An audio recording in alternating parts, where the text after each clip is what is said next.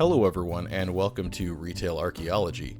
Today we'll be taking a look at Barnes & Noble, a national bookstore chain that, believe it or not, got its start all the way back in 1886. The company was originally founded as Arthur Hines & Company, and the same year that it was founded they hired a man named Gilbert Noble to work as a clerk there. And just 8 years later, Noble was made a partner and the name of the shop was changed to Hines & Noble. In 1917, Hines was bought out by Noble, and then he entered into a partnership with somebody named William Barnes, and the store was changed to Barnes & Noble shortly after that. Something interesting I found during my research is that in 1975, Barnes & Noble became the first bookseller to sell books at a discounted rate by selling New York Times bestsellers at 40% off. Something tells me this book isn't a New York Times bestseller though. Over the years, Barnes & Noble began to slowly expand and even changed ownership a few times, but it was their purchase of mall-based bookstore B. Dalton in 1986 that finally gave them a national footprint and really accelerated their growth. The late 90s and early 2000s was a really tough time period for booksellers, and Barnes & Noble emerged as the last national chain standing. And even though they're the last national chain left, it looks like times are still pretty tough here. Look at how dusty these shelves are.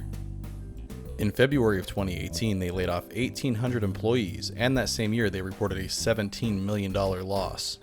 By October of 2018, it was announced that Barnes & Noble was up for sale. Before we continue with the video though, let's take a look at this episode's sponsor, Skillshare. Skillshare is an online learning community with thousands of classes covering dozens of creative and entrepreneurial skills. A premium membership gives you unlimited access so you can join the classes and communities that are just right for you.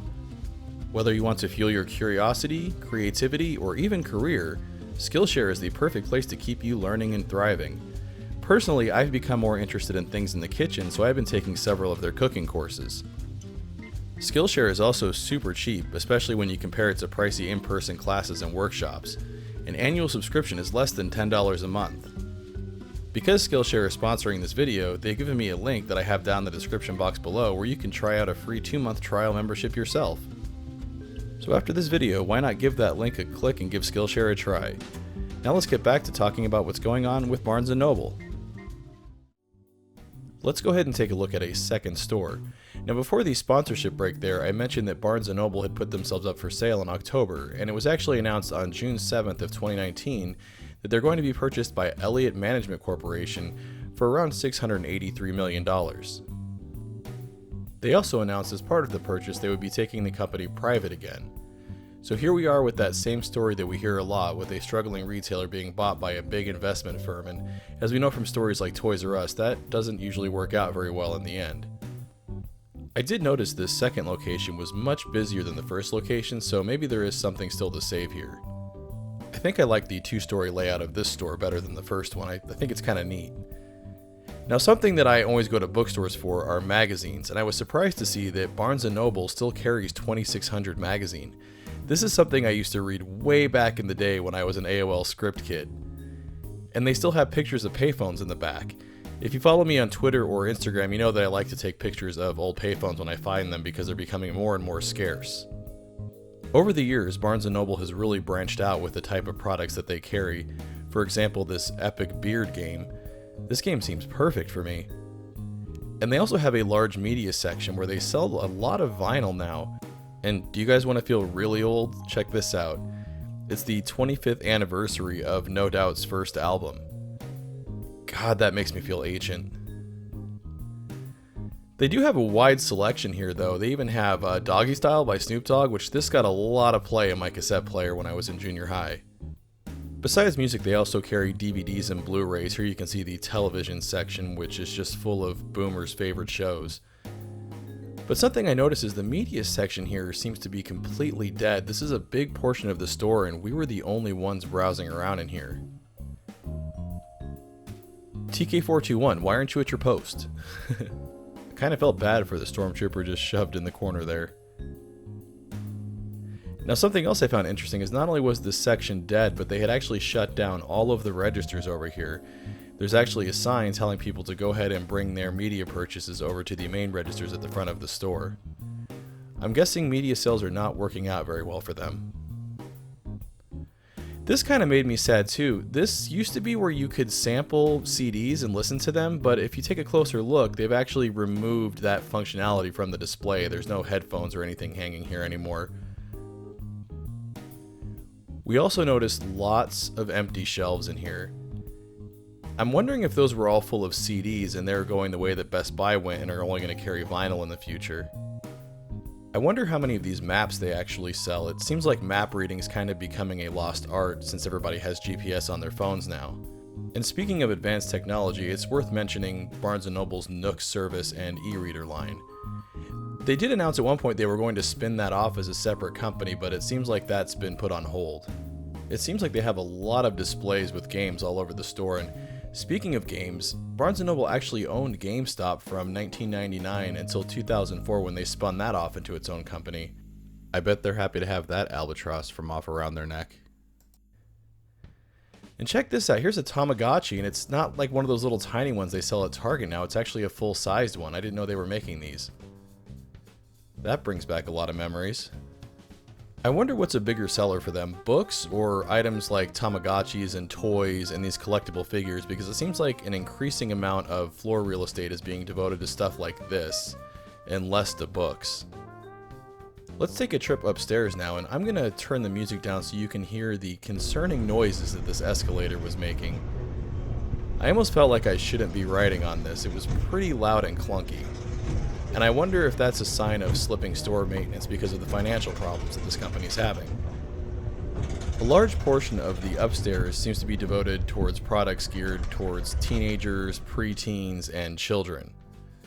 And the upstairs seemed to be a little bit less busy than downstairs, and maybe having a two-story store is kind of a detriment. Maybe not a lot of people are making their way up here. Something else I'm kind of surprised about is how much space Barnes & Noble is devoting towards toys now. They have a very large toy section, and ostensibly they're all supposed to be educational toys. They've got Legos and science kits and things like that, but they also seem to have a large selection of things like Nerf guns, and I'm not sure how those are educational. I like Nerf guns as much as anybody else, but they seem to be a little bit more expensive here than they are at places like Target. And of course they've got a Harry Potter section. It seems like the fantasy genre with kids is still going strong. They even had puppets like this puppet dragon that we thought was pretty funny. Mark was having way too much fun with it. But I have to wonder how many people are actually buying things like puppets from Barnes & Noble.